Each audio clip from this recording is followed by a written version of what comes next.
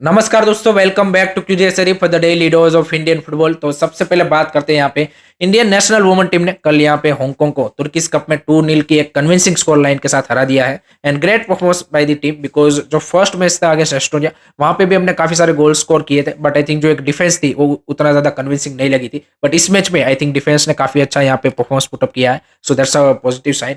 दूसरा, यहाँ पे इंडिया ने मैच की शुरुआत काफी बेटर की थी, यहाँ पे प्रेसिंग भी काफी स्टार्टिंग से अच्छे कर रहे थे, और उसका ही नतीजा था कि इंदुमती कैथीसर ने वो इंटरसेप्ट किया एंड देन अंजू तमांग का वो ब्यूटीफुल गोल यहाँ पे हमें देखने को मिला।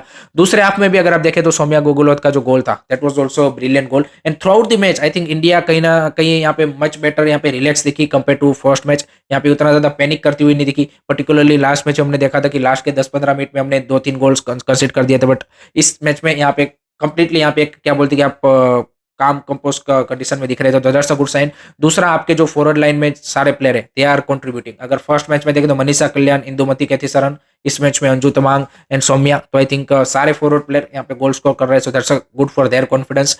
अब यहाँ पे इंडिया का जो नेक्स्ट मैच है तुर्किश कप में, वो है यहाँ पे कोसोवो के सामने, and eventually it's a final, because Kosovo ने भी अपने दोनों मैच जीते हैं, उन्होंने भी कल एस्टोनिया को 3-0 से हराया है। सो जो भी जीतेगा वो इस टूर्नामेंट को जीतेगा। एंड इंडिया के लिए यहाँ पे अगर ये टूर्नामेंट वो जीतते हैं तो पहली बार होगा कि वो आउटसाइड साउथ ईस्ट एशिया यहाँ पे कोई टूर्नामेंट जीतेंगे, so that's also one of the remarkable thing यहाँ पे बन सकती है इंडियन वुमेन्स टीम के लिए।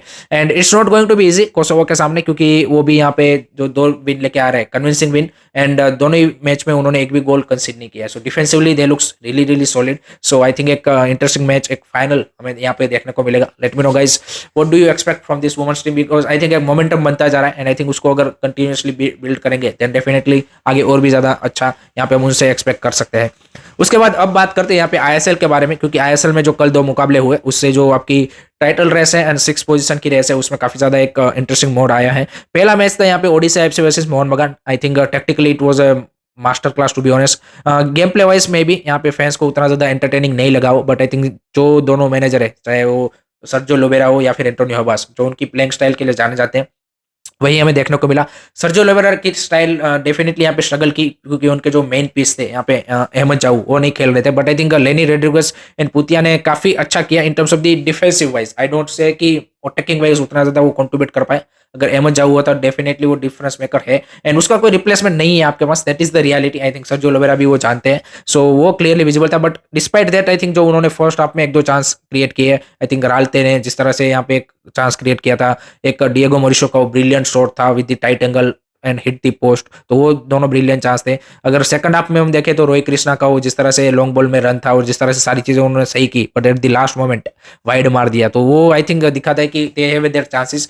अगर हम मोहन बगान की बात करें तो same case for them. I think first half में वो हमें 2 चांस यहाँ पे जो क्या बोलते हैं कि अरमांदो सादुकी को मिले थे, that was I think eventually should be a goal, but वो नहीं हो पाए। And second half much more defensively खेला दोनों टीमों ने। फर्स्ट हाफ भी डिफेंसिव ही था ज्यादातर, तो उतना ज्यादा यहाँ पे क्या बोलते कि अटैकिंग नहीं जा रहे थे, but overall a very good game in that sense. And I think जो सील्ड रेस है वो अभी भी यहाँ पे क्या बोलते कि इंटरेस्टिंग मोड में इसलिए है क्योंकि कोई भी टीम यहाँ पे क्लियर एडवांटेज नहीं ले पा रही है। ओडिशा एफसी अगर इस मैच को जीतती तो उनके पास एक क्रुशियल 3 पॉइंट का यहाँ पे एडवांटेज होता to Mumbai city, and Mohun Bagan के पास भी चांस था कि वो टेबल टॉप पे जा सकते थे, बट वो भी अब यहाँ पे क्या बोलते थर्ड पे ही रहे हैं, तो मुंबई सिटी के लिए ये सबसे फेवरेबल रिजल्ट था। So that's the interesting thing.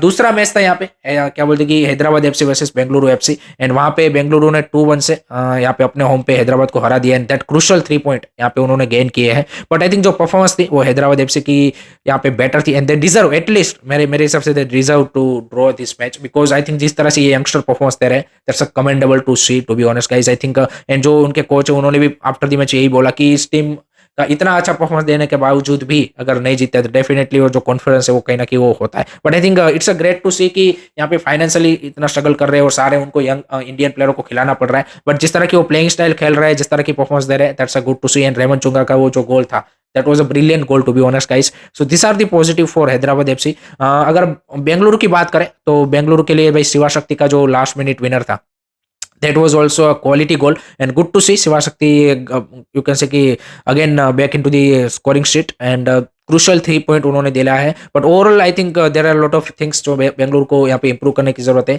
और इसी के साथ यहाँ पे जो हमारे कैप्टन लीडर लेजेंड है सुनील छेत्री, उनका ये 150th मैच था, एंड उन्होंने यहाँ पे बोला है कि आईएसएल की जो ट्रॉफी मैंने जीती थी that was my most memorable moment in the ISL, and I think जिस तरह का उनका करियर रहा है, he is just 3 goal away from the, you can say कि all time goal top goal scorer to Ogbeche. So I think definitely he will achieve, but I think he is one of the legend and will be remain the legend without a doubt. And great to see his 150th game ended in the, you can say कि winning side for Bengaluru FC, and 6th position की race में उनको अभी भी बना के रखा है. So that's great to see.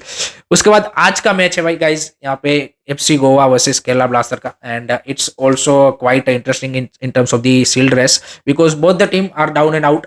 FC Goa coming up with a 2 back-to-back loss in ISL. Kerala Blaster coming up with the 3 back-to-back loss in the you can say कि ISL. So I think दोनों low on confidence है.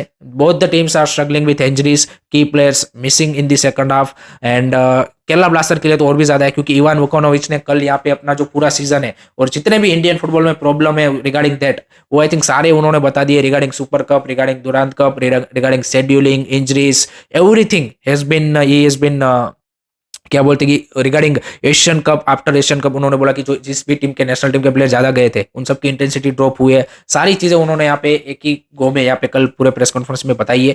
And काफी सारे लोग इसको out of context ले सकते हैं, but I think overall I think उनका जो फ्रस्ट्रेशन था, because his team I think struggle most in that sense. जिस तरह से उनकी टीम में सबसे ज्यादा इंजरीज हुई है, जिस तरह से सारा शेड्यूलिंग रहा है, सारी चीज़ें रही है, तो डेफिनेटली कहीं ना कहीं उन्होंने यहाँ पे ज़्यादा वो उसको फेस किया है. एंड आई थिंक वो डिसअपॉइंटमेंट डेफिनेटली किसी भी कोच के लिए आ सकता है.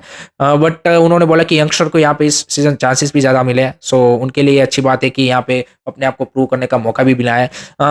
मनोलो मार्केस भी यहाँ पे अपनी जो टीम है 2 मैच यहाँ पे हार के आ रही है. So they also look for that bounce back.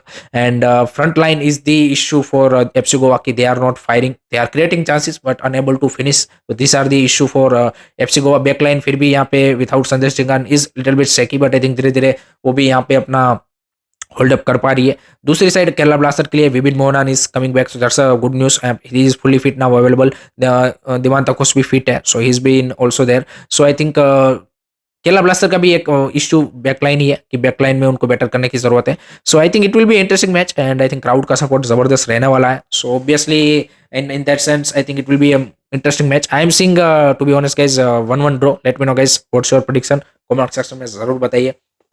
उसके बाद बात करते भाई आई लीग में कल एक मैच था inter Kashi versus real Kashmir का.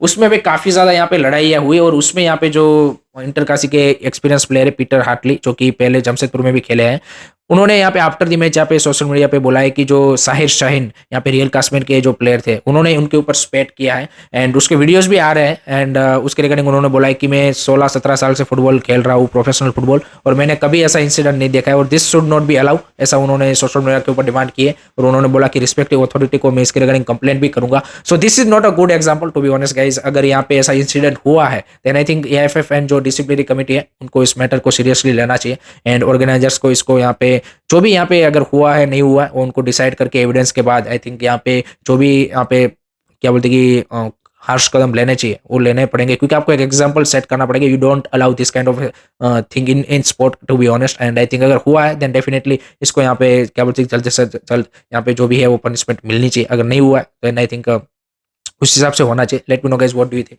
कमेंट सेक्शन में जरूर बताइए.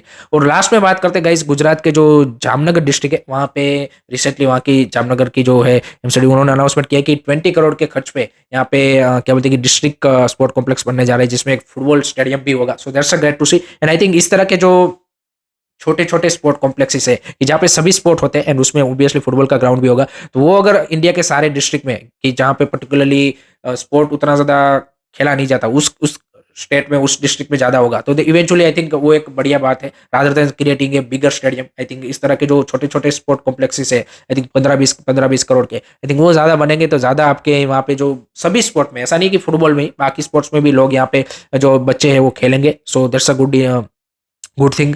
सो that's it from my side guys regarding today's Indian football news. I hope कि आपको वीडियो पसंद आया होगा. Keep supporting Indian football. Don't forget to like से सब्सक्राइब करिए. जय हिंद, जय भारत.